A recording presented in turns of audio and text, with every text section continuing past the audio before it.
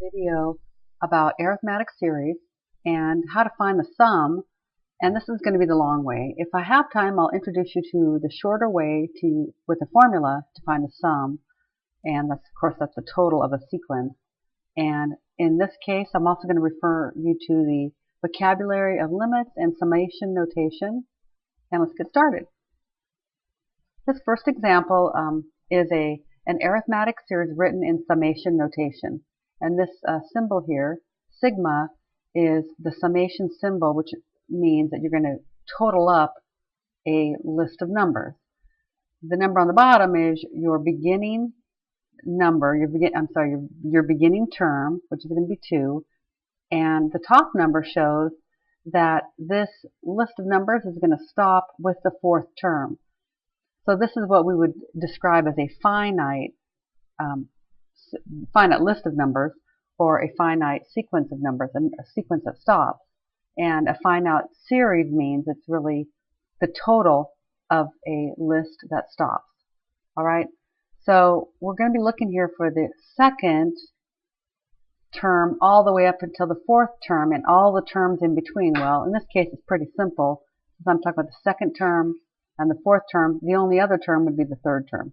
If this top number was something like 100, I'd be talking about all the numbers between 2 and 100, in addition to the 2 and the 100. The first and the last are always written on the bottom and the top. So let's get started.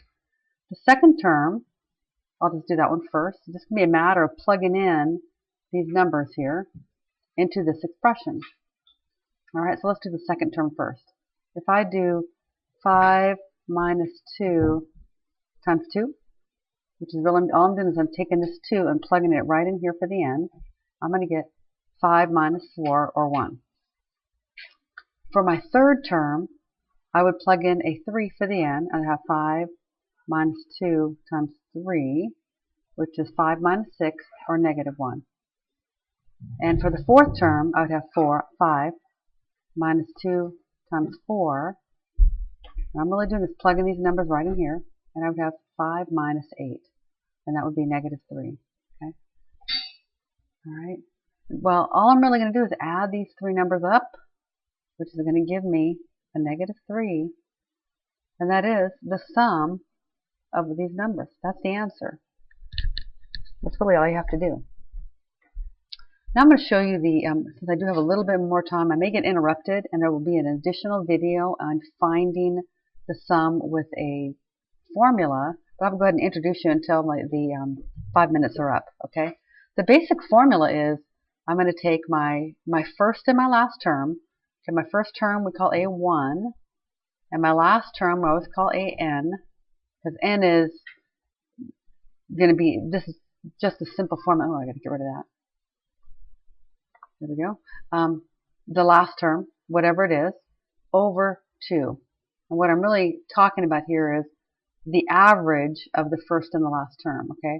So I'm going to be looking for a number that's the average of my first and last term, which is really the average of all the terms, and I'm going to multiply it by the number of terms that there are, which is n, okay? This formula may be a little bit different than the one you may have in your book.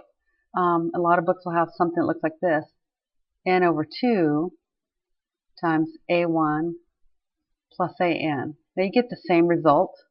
I just personally prefer this one because it makes more sense to me. I understand that this enclosed in the parentheses is the average of my first and last term, and I'm multiplying it times the number of terms. And that just fits better, and I can remember that one. So let's use that one to figure this out. Okay, my first term, I've already figured it out here, is 1.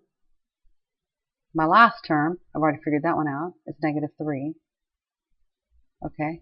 If I total those together and divide them by 2, I'm going to have 1 plus negative 3, or negative 2, divided by 2. Well, that's negative 1. Okay, and then, of course, I left out this little part here, which is the n.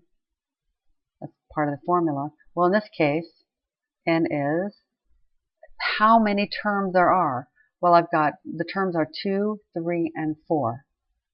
So there's a total of 3 terms. So 3 times negative 1 would give me negative 3. Now this may not seem like it's a lot shorter, but it certainly will be shorter if you have